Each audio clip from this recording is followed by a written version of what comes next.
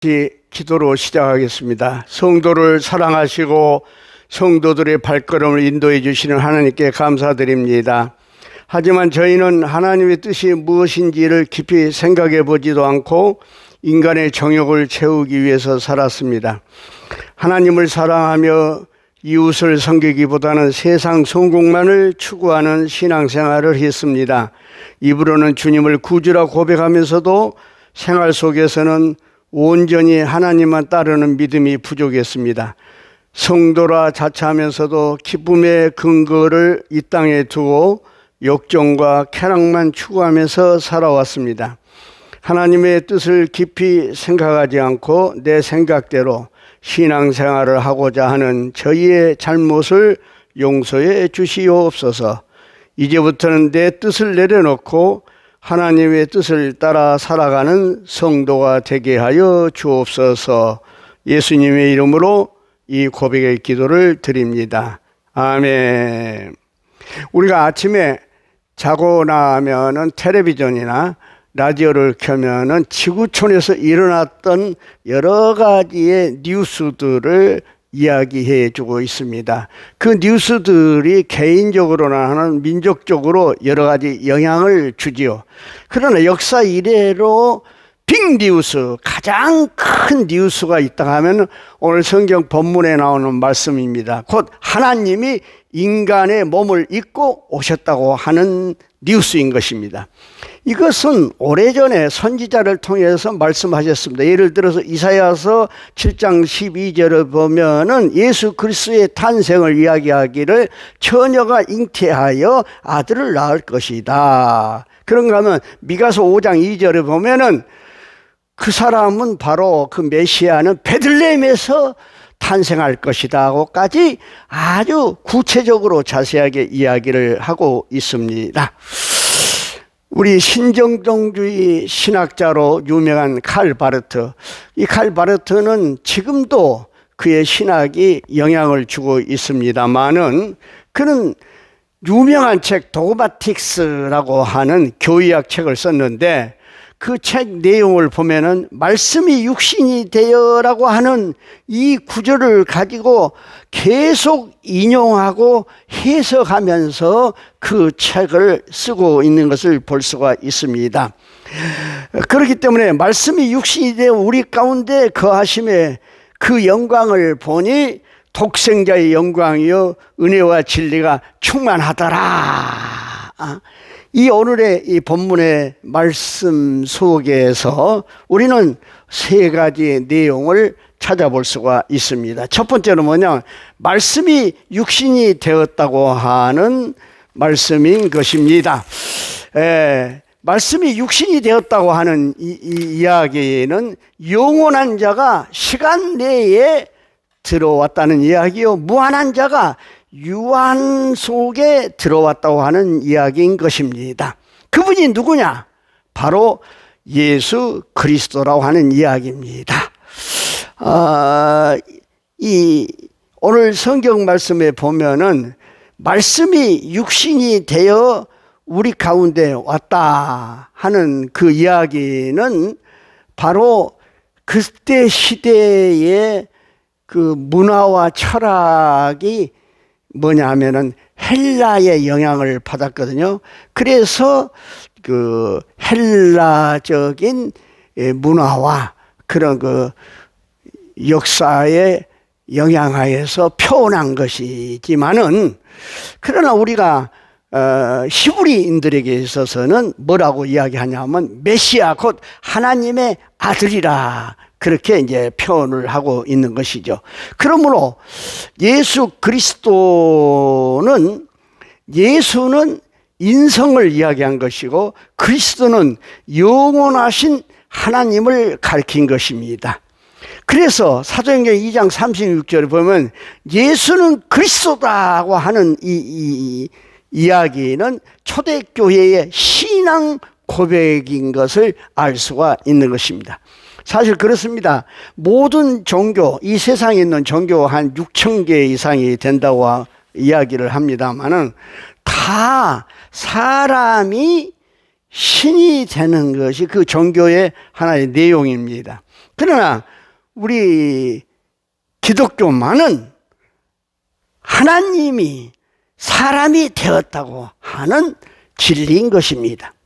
빌립보서 2장 5절 이하에 보면 하나님의 본체시나 자기를 낮추어서 사람이 되었다. 한마디로 이야기하면 자기 포기, 자기 비하를 여기서 이야기를 하고 있는 것입니다. 그렇기 때문에 예수를 따르는 제자들은 자기를 포기할 줄 알아야 됩니다. 정말로 자기를 피할 줄 알아야 됩니다. 그래서 다른 말로 이야기한다면 첫째도 겸손, 둘째도 겸손, 셋째도 겸손. 그래서 그리스도인의 최고의 덕망은 뭐냐? 바로 겸손이라고 말을 하는 것입니다. 하나님은 홀로 하늘에 계신 분이 아닙니다. 인간으로 오셔서 인간의 슬픔과 아픔과 고통을 함께 하신 분이신 것입니다. 하나님께서 인간의 몸을 입으셨기에 슬퍼하고 배고파하시고 또 괴로워하시고 십자가에서 죽을 수도 있었습니다. 몸을 입고 오신 것은 우리와 똑같이 죽음의 자리에까지 가신다고 하는 것을 의미합니다. 그러니까 예수님이 몸을 입었다고 하는 것은 구체적으로 우리 인간의 아픔과 슬픔과 죽음과 고통을 다 아시는 자비하신 주님이라고 하는 이야기인 것입니다. 이것을 한마디로 이야기해서 임마누엘, 성육신 예수님이라고 이야기를 하는 것입니다. 예수님은 베들레헴 마구간에서 나셨습니다. 예수님이 왕가에 나셨다 하면 경호실 문제이기 때문에 아무나 들어가지 못했을 것입니다. 또 부잣집 안방에서 나셨다 하면 아무도 거기에 기웃거릴 수가 없었을 것입니다. 참으로 하나님이 인간이 되어 이 세상에 오셨다는 것은 누구에게나, 피조물인 인간 누구에게나 그 하나님은 임마누엘 하나님, 우리와 함께 하신 하나님인 것을 말씀해 주신 것입니다. 우리 가운데 거하신 하나님. 예. 마태복음 1장 2절 이하 쭉 말씀을 보면 동정녀가 잉태의 아들을 낳을 것이 그 이름을 임마누엘이라 하라. 그러므로 성육신은 교리로 신학으로 끝나는 것이 아닙니다. 초자연적인 하나님이 우리와 더불어 우리 안에 거하시는 하나님이신 것입니다. 제가 그 하와이 부흥 집회를 가가지고 이제 빅 아일랜드라고 하는 거기에 보면 그 열방 대학이 있지 않습니까?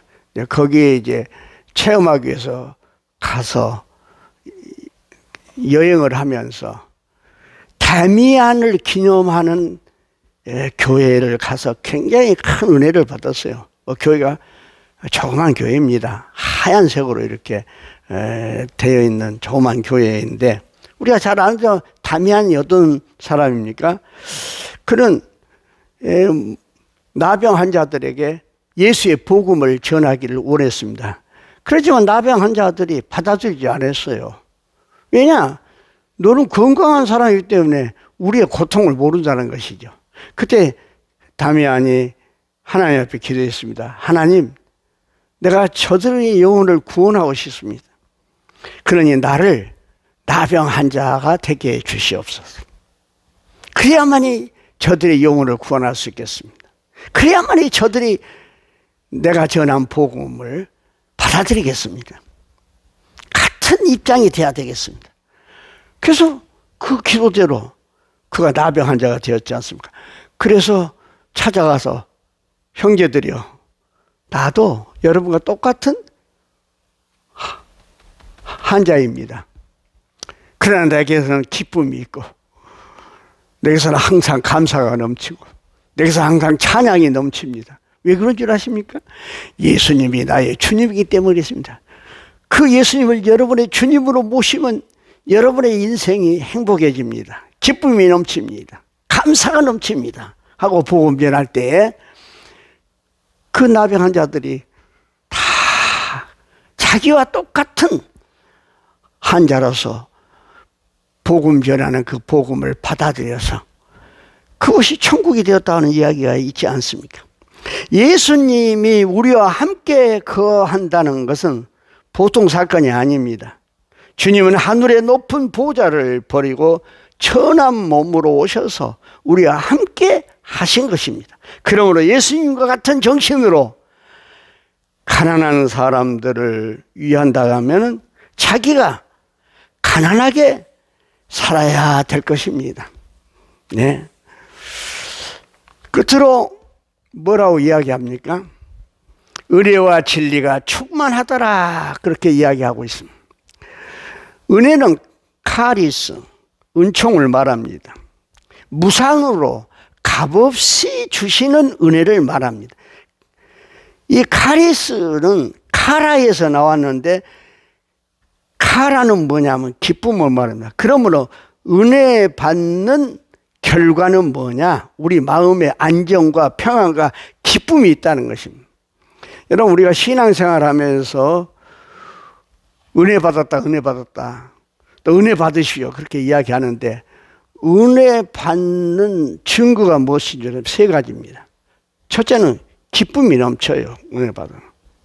두 번째는 내 입에서 찬양이 가득 채워집니다. 그리고 어떻습니까? 세 번째는 모든 것이 감사입니다.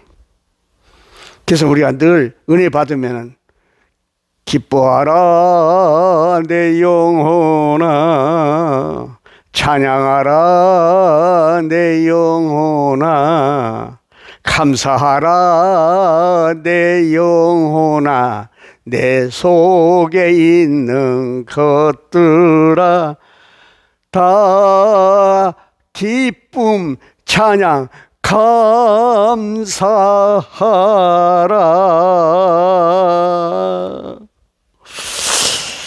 그 다음에 뭡니까? 진리가 충만하다 그래요. 진리는 알레데이야 이란 말로. 이 말의 뜻은 뭐냐면 의에 서서 불의한 것을 용납하지 않는다는 뜻인 것입니다. 그러므로 성육신하신 그리스도의 모습은 그 속에는 아주 부드러운 은총이 넘칩니다. 은혜가 넘칩니다. 그래서 상한 갈 때도 꺾지 아니하고 꺼져가는 심지도 끄지 아니하신 주님이십니다. 그러나 절대로 굽힐 수 없는 엄연한 진리의 면이 있습니다. 진리에 대해서는 절대로 굽히지 않습니다.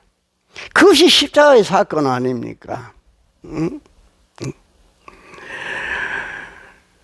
사랑하는 여러분, 말씀이 육신이 되어라 하는 말씀 너무 은혜로운 말씀입니다. 인카네이션, 성육신 너무 위대한 교리요 신학입니다. 그런데 이것을 우리 자신에게 응용해야 합니다.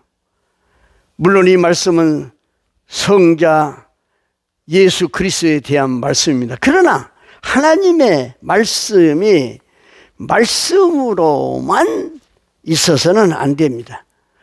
우리들의 삶이 돼야 됩니다. 네. 우리가 말하는 것이나 생각하시는 것이나 행동하는 것, 이 모든 것이 하나님의 말씀이 삶이 돼야 됩니다.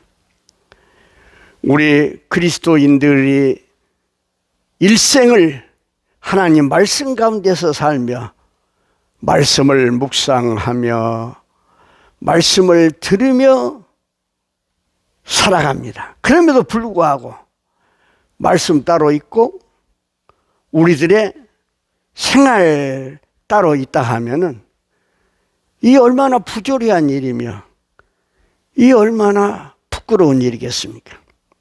이제 예수님께서 영원하신 말씀의 육체가 되신 것처럼 예수를 따라가는 우리 역시, 예수의 제자인 우리 역시 하나님의 거룩한 생명의 말씀이 우리 육신으로 화되어, 예?